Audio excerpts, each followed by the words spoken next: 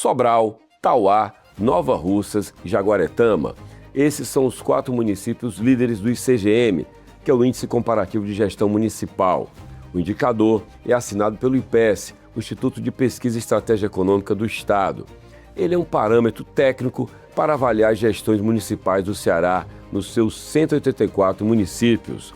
E para conversar sobre o ICGM, sobre o IPES, sobre o trabalho de pesquisa e estratégia econômica do Estado, eu recebo o diretor-geral do IPES, o professor Alfredo Pessoa. O programa do Anuário já está no ar. Alfredo Pessoa é graduado em Ciências Econômicas pela UFC, mestre em Teoria Econômica, tem doutorado também em andamento, está quase terminando lá na Unicamp e já entrou em outro doutorado em Políticas Públicas aqui na UES. Ele tem uma experiência na gestão pública e também na academia. E no IPES procura conciliar essas duas dimensões, a pesquisa acadêmica com a aplicação desses dados para a gestão estadual. Professor Alfredo Pessoa, muito bem-vindo. Boa tarde, né? Bom dia, boa noite. Não tem hora, porque quem chegar aqui vai Para assistir. quem está assistindo, e agradeço o convite, estamos aqui à disposição para atender aí as suas perguntas, e pode ser algumas perguntas, podem ser algumas curiosidades dos nossos ouvintes. Né? Muito bem. Primeira pergunta, Alfredo, para quem não conhece o ICGM, que é um índice criado pelo IPES, que o Anuário tem o prazer de dedicar um capítulo inteiro, todas as suas edições. O ICGM, que é o Índice Comparativo de Gestão Municipal, ele é uma cesta de indicadores, de métricas, que, em linhas gerais, eu estou tentando resumir, mostra para o nosso público qual é a qualidade dessa gestão municipal. Queria que você explicasse didaticamente o índice. O índice é um número, de 0 a 1, né? Então, para chegar nesse número, você primeiro estabelece algumas dimensões. No caso do ICGM foram 4, né? Uma dimensão de planejamento, uma dimensão de serviços, no caso, serviços ligados mais à educação e saúde, uma dimensão de transparência e uma dimensão de recurso financeiro, que aí entra a receita e despesa do município. Dentro dessas 4 dimensões foram estabelecidos 3 indicadores. Né? Os indicadores cada indicador está ligado a essas dimensões. Né? Planejamento, você pega a peça orçamentária, a LOA, a LDO, o PPA, né? A LOA é a Lei Orçamentária Anual, o PPA é o Plano Plurianual e a LDO a Lei Diretriz Orçamentária. No caso dos recursos financeiros, pega a receita e despesa do município. No caso de serviços, geralmente serviços ligados à saúde e à educação. E no caso da transparência, aquela história se o município tem transparência das suas ações, se publica na internet, se faz planejamento participativo, se estimula a cidadania do município, isso é muito importante, é um parâmetro muito importante para a gente analisar o indicador. Quando você fala em transparência, me vem à cabeça a rede social. E tem a pseudo-transparência também, né? Quando você vê um prefeito, para pegar o caso do município, pode ser um parlamentar também, ele está sempre na rede social fazendo videozinho, está dançando, ele vai dizer que é transparente, está sempre presente, está sempre mostrando as realizações dele. A transparência, se tratando de gestão pública, é muito mais complexo, não, Alfredo? A transparência que a gente avalia tem que estar linkada com a questão da participação, com a questão da democracia, né? Então você tem que estimular a cidadania. O cidadão precisa ser ativo dentro do município, ele precisa saber, precisa querer saber como é que estão as contas do município, querer saber por que o prefeito não fez aquilo e fez uma outra política, né? Ou fez uma outra ação, né? Então é importante ele estar participando, estar exercendo a sua cidadania, né? A cidadania, o Zé Murilo Carvalho, que é um historiador famoso no Brasil, ele dizia: a cidadania é um exercício permanente. Isso posto, a gente, quando fala da transparência no IPES, é um estudo técnico que eu pergunto: como é que você tem acesso aos dados dos municípios? Vocês pedem aos municípios? São dados que já estão em plataformas diversas? Como é que é o acesso aos dados? A primeira coisa os dados têm que estar acessíveis para todos os municípios, senão você não consegue comparar. Então, se tiver um dado só para metade dos municípios, só para a região metropolitana, esse não nos serve. Tem que ser um dado que está acesso a todos os municípios. Para você comparar de um ano para o outro, para você comparar entre eles.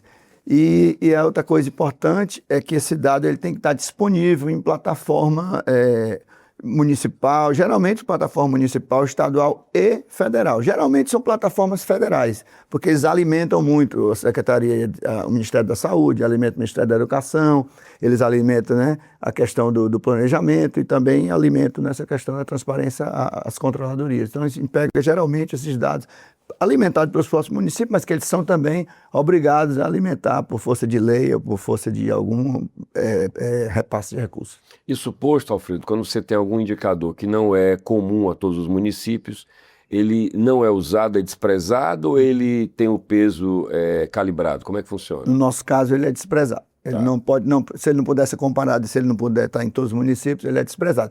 Não é que ele não seja importante, é porque ele não está em todos os municípios. A gente pode até fazer depois um estudo, aquele tem um município que tem um indicador interessante, que só está nas capitais e tal, mas aí você pode analisar ele separadamente, não no caso do ICGM. A propósito, o ICGM foi criado pelo IPS, né? Eu estava lá, acompanhando vocês. Você não estava lá ainda como diretor? Não, ainda não. Você já herdou esse produto, vocês aprimoraram. Era só fã do IPS. Pois é, vocês aprimoraram, quer dizer, o que é que foi feito no IPS? Vocês pegaram o indicador e criaram por faixas de população, né? Foi uma forma de dar um retrato mais, por assim dizer, preciso. Tanto que a gente falou, Sobral, Tauá, são municípios que têm porte diferente, que não concorrem entre si. Então, a gente dividiu por faixa, porque para não ficar, comparar município muito grande com algum muito pequeno, então a gente pegou a faixa 1, município acima de 100 mil, aí a faixa 2, município de 50 a 100 mil habitantes, a faixa 3, município de 20 a 50 mil habitantes, e a faixa 4, município de 20 até 20 mil habitantes. Na divisão, mais ou menos, é que em torno de 100 municípios estão ali na faixa entre 20 e 100 mil, 9 municípios estão acima de 100 e os outros 80 e alguma coisa municípios, para completar os 184, estão até 20 mil. Então você tem dá para comparar porque os municípios são geograficamente, do ponto de vista da população, são parecidos. Agora, um detalhe interessante é que você pegar o último censo de 22, a população de 9,2 milhões de pessoas no estado do Ceará, 4,2 está na faixa 1, que tem apenas 9 municípios, corroborando a ideia antiga que a gente já discute, os geógrafos, os economistas, estatísticos, que a população é muito concentrada, né, na região metropolitana, nesses grandes municípios.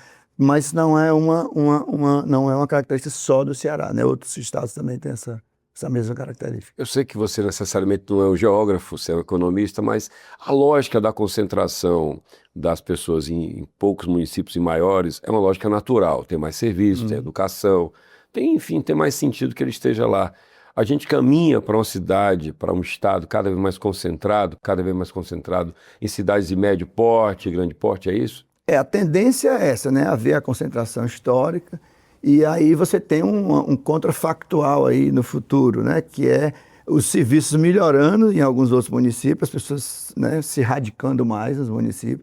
A gente divulgou agora no IPS um trabalho do PIB, que a gente percebeu que a região metropolitana ela abocanha a maior parte do PIB, mas muitos municípios no interior vêm crescendo, né? Cariri foi um destaque, isso, vem crescendo, alguns municípios vêm crescendo, então você diz, olha, está tendo ali uma certa desconcentração, e essa certa concentração, durante o tempo, ela vai virar, no futuro, uma realidade, de que a descentralização é uma coisa importante para a economia e todos os estados buscam esse processo de centralizar empresas, centralizar serviços, centralizar universidades, centralizar centros tecnológicos, descentralizar centros de saúde, né?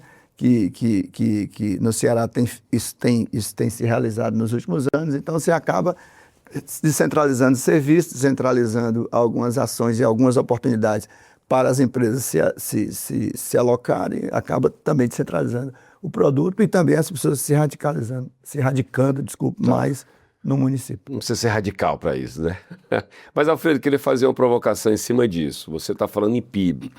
E aí, fazendo um paralelo entre o que seria PIB e o que seria um produto econômico de um dinheiro que fica. Estou tentando ser o mais didático possível. Vou pegar o caso de Sobral.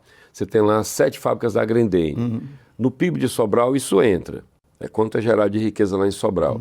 Mas o grosso do dinheiro da operação da Grendene, vai para os acionistas que não estão em Sobral. O que é que vai ficar lá de impacto? O chão de fábrica, o salário mais baixo, a cadeia de fornecimento de alimento para quem trabalha lá, enfim, tem uma conta que é feita.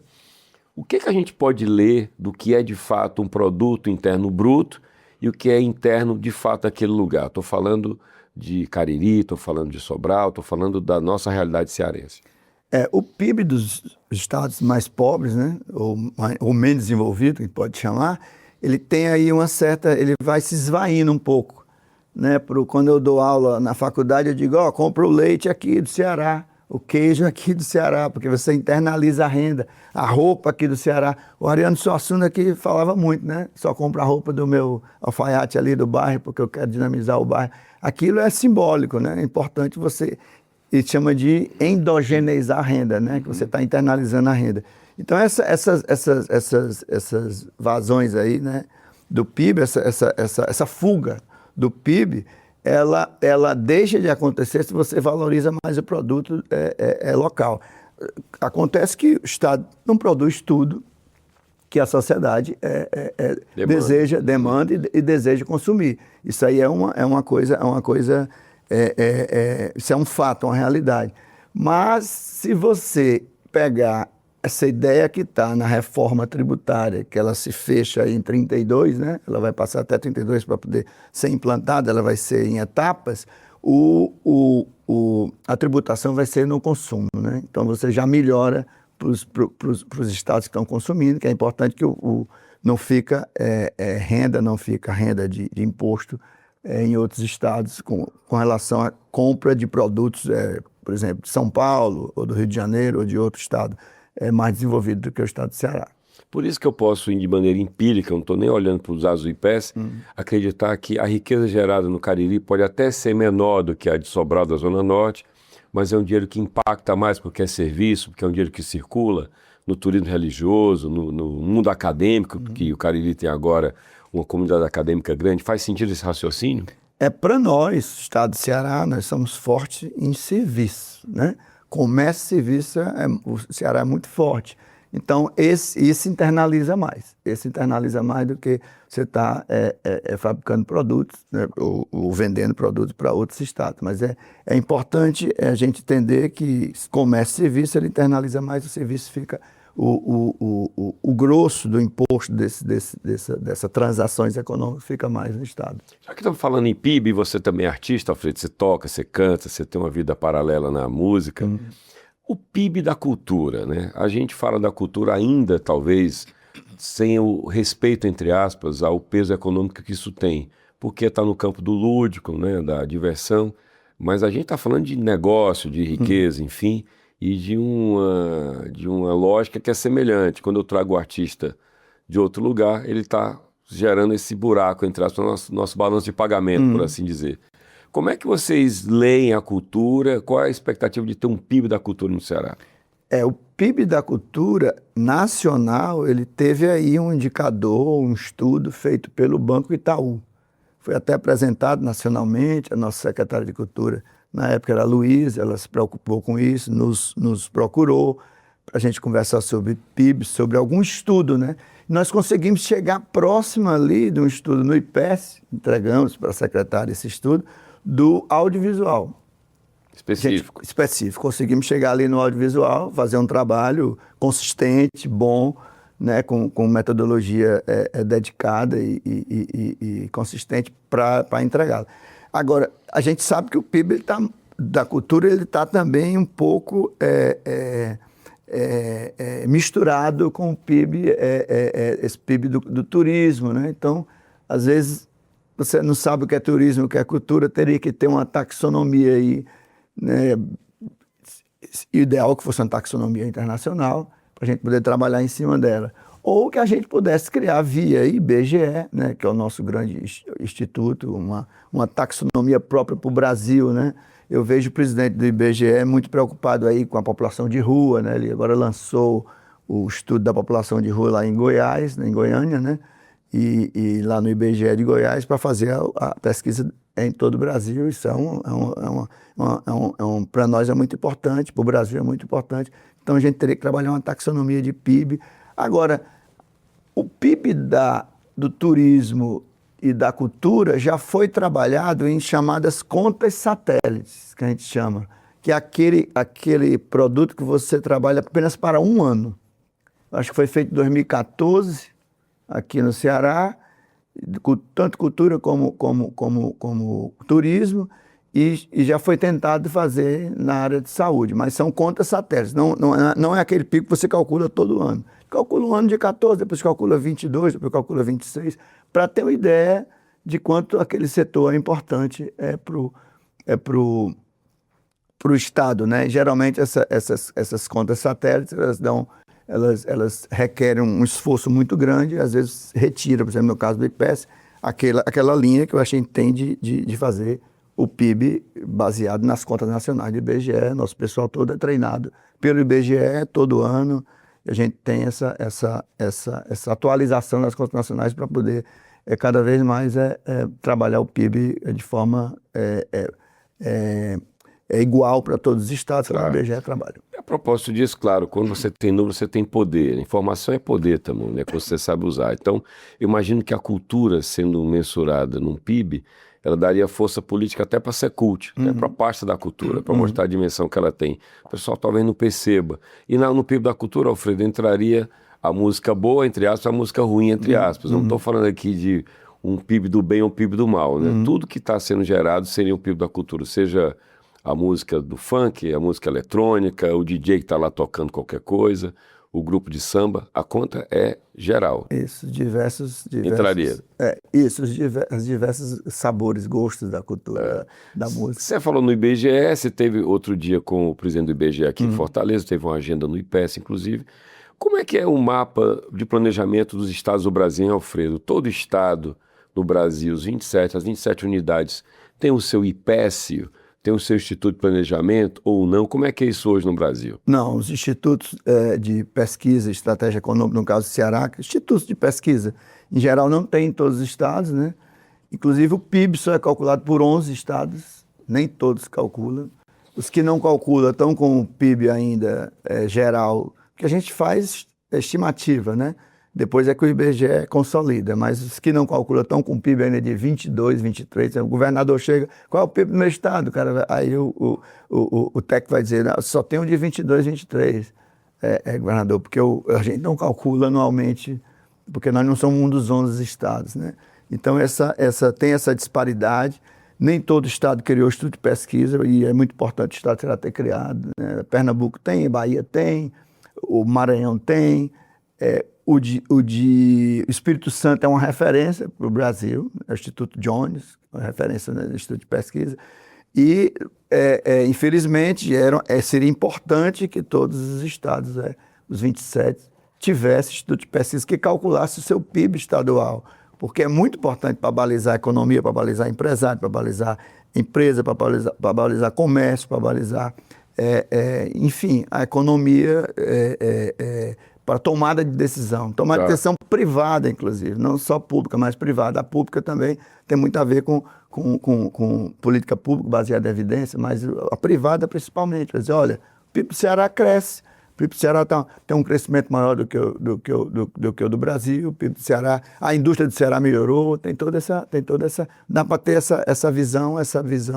em perspectiva é importante. Como é que é a relação do IPES com a decisão de governo lá no Palácio? Eu estou falando o seguinte, uma determinada demanda está na cabeça do governador, seja para atuar na área da saúde pública, seja para atuar na área da economia, enfim. Normalmente o Estado, o Palácio, demanda o IPES para que faça um estudo, ou o IPES tem a iniciativa por ofício de fazer levantamentos e provocar as políticas no governo?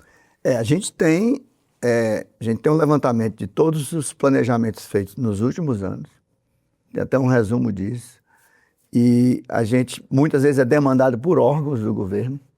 Dá para fazer esse estudo? Acha que é possível isso e tal? A gente é demandado pelo Palácio também. Vou dar um exemplo. O Ceará Sem Fome, ele começou na campanha, depois ele avançou na transição, depois ele já teve a lei logo em fevereiro de 23, depois já foi implantado em maio, abril, isso o cartão, né? Depois ele já entrou no segundo semestre para as cozinhas, né? Então, era um programa de combate à fome que anteriormente era feito só por arrecadação de alimentos, hoje ele tem 3 frentes. Inclusive, um programa que já foi desenhado, legislado, né? Foi acompanhado, monitorado e agora está sendo avaliado. O IPES participa de todas essas etapas, no exemplo do Ceará Sem Fome.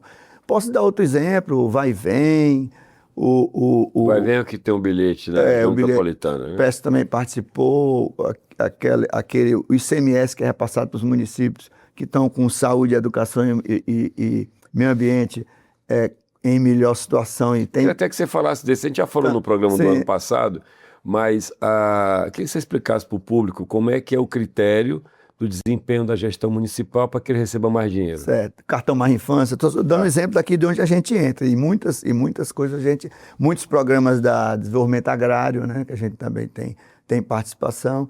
É o seguinte, o ICMS tem uma parte variável, né? Uma parte fixa e uma parte variável. A cota parte. A cota parte. A cota parte que vai para os municípios. Então, o município que tiver maior desempenho na área de saúde, educação, que tem um peso maior, saúde tem um peso um pouco menor, e depois vem o meio ambiente, um peso um pouco menor ainda. Mas quem tem essas 3 partes, que está atuando melhor nessas 3 áreas, o município que atua melhor nessas 3 áreas, tem o IQE, IQM, IQS, né? Que a gente chama lá de um indicador, que foi feito totalmente pelo IPES, inclusive o IPES hoje já foi no Paraná, já foi no Rio, já foi em São Paulo, já foi em Goiás, já foi na Bahia, já foi em Pernambuco, só para apresentar... Virou benchmarking. Esse indicador que a gente desenvolveu. E eles pagam tudo, inclusive. O Estado convida, já paga a passagem do nosso TEC para ele lá. E o TEC tem apresentado, não só esse ano, mas nos anos anteriores, nesses diversos estados. Mas vocês são contratados para implantar no outro estado? Não. A gente vai só apresentar. Tá. Já apresentamos também esse ano passado no Senado. Tá. Teve uma audiência pública do Senado, nos chamaram para apresentar esse modelo. Como é que vocês conseguiram desenvolver um modelo que tem essa... Qualquer estado pode implantar, sem problemas. E já tem sido implantado em Goiás, já tem sido implantado em São Paulo, ele já tem alguma referência no estado de Ceará para fazer isso.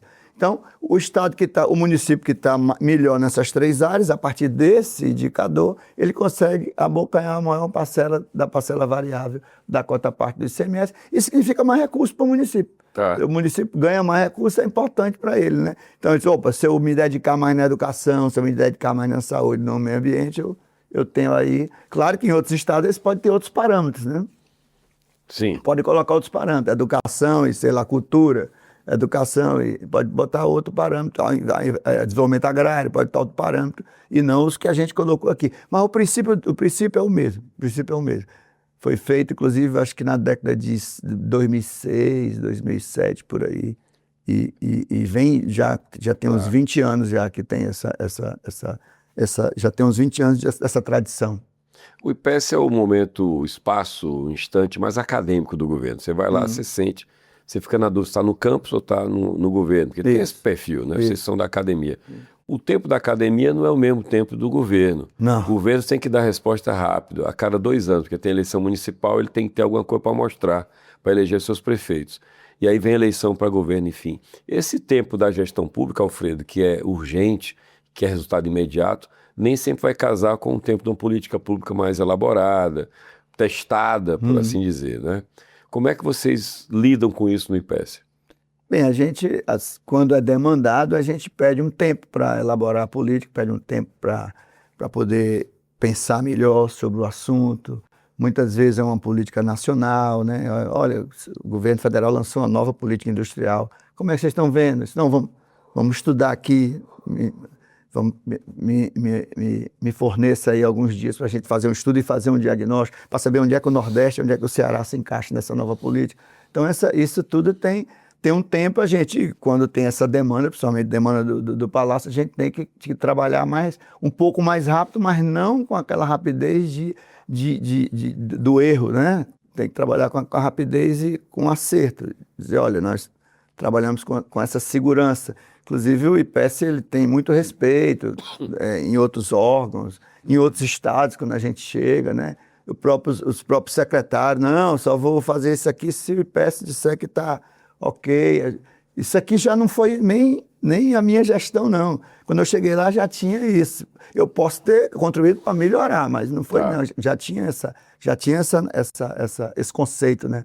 Já tinha esse conceito anterior até a minha chegada. A propósito do IPES, lembrar que o IPES tem uma idade, ele é jovem, mas se eu considerar o tempo do IPLANS, que é o seu antecessor, ele é um tanto mais antigo. Lá, acho que foi na gestão do Marcos Holanda, quando mudou de IPLANS para IPES. O IPES tem 23 anos, né? Então foi 2003, governo do Dr. Lúcio Alcântara. Tá. O Marcos, que é meu colega e professor da faculdade também, foi o primeiro diretor-geral do IPES. Então, essa mudança não foi só de nome, mudou também o conceito naquele momento. Porque o IPLANS era planejamento do Ceará, né? O IPLANS teria 50 anos hoje, né? Tá.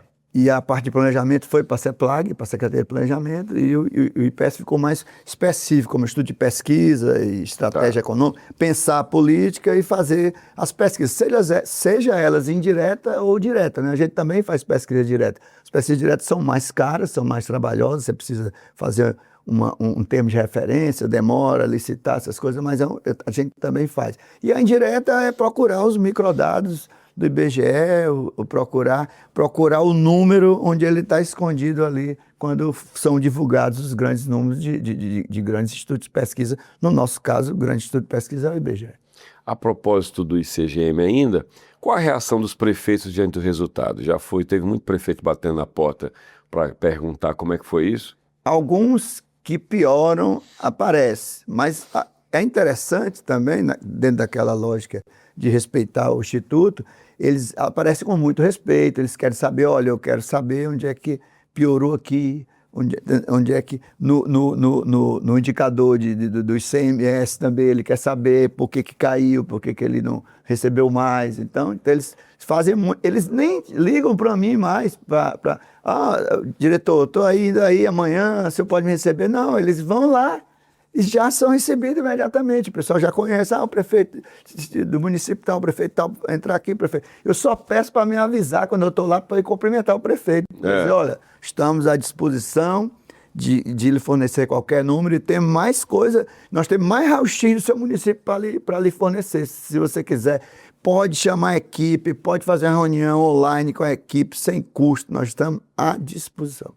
Alfredo, e você continua dando aula? Você está afastado da UFC? Como é que está a sua relação com a academia hoje, hein? Estou afastado da UFC porque eu estou liberado para o governo do estado, mas com muita saudade. Quando eu sou chamado para palestra, qualquer coisa, eu vou na hora, à noite, né, para não atrapalhar o trabalho do IPES no dia a dia. Só para concluir, o ICGM ele é feito pelo IPES, feito com todos os municípios, ele não reflete o ano imediatamente anterior. Ele reflete, no nosso caso, a edição agora 2026, 2027, ele se refere a 2024. É importante que o leitor tenha essa noção. Isso, né? Os dados são de 2024 e a gente, no futuro, a gente vai lançar um ICGM com 2 edições no ano só para poder dar uma encostada, né? Talvez o ICGM de 2027 seja 25, 26, para dar uma encostada. Porque como a gente lança ainda no primeiro semestre, a gente não pode trabalhar com o ano de 26, mas poderia trabalhar com 25. Né? Poderia muito bem trabalhar com 25. Então, acho que isso é uma meta que a gente tem para cumprir e a equipe está consciente de que tem condições de fazer isso num futuro próximo. Maravilha. Alfredo, muito obrigado, meu caro. A gente teria muito mais assunto para tratar, mas sempre bom falar do ICGM, porque, como eu costumo dizer, quando ele nasceu, ele sepultou qualquer ranking que não tem um critério técnico para medir gestão municipal. A gente sabe que os municípios têm muitas premiações por aí que não têm uma sustentação como o IPES oferece. O Anuário é muito feliz de trazer o que vocês produzem. Muito obrigado. Isso, eu agradeço a oportunidade, estamos à disposição para esclarecer qualquer coisa aí do ICGM e do IPES. Maravilha. Conversei com o diretor-geral do IPES, professor Alfredo Pessoa. O ICGM é um dos capítulos do Anuário do Ceará, que tem ao todo 14 capítulos, numa edição luxuosa de 680 páginas. Esse livro que você encontra em bancas e livrarias, mas que você pode acessar gratuitamente no site oficial do Anuário. É anuariodoceará.com.br. Você pode acompanhar os programas do Anuário aqui no canal FDR, também pelo YouTube do O Povo e no site do Anuário, também lá, anuariodoceará.com.br. Não se esqueça de seguir o Anuário pelo site, no Instagram, no caso também da Fundação Demócrito Rocha, @Fundação Demócrito Rocha e também @Anuário do Ceará. Muito obrigado, até a próxima.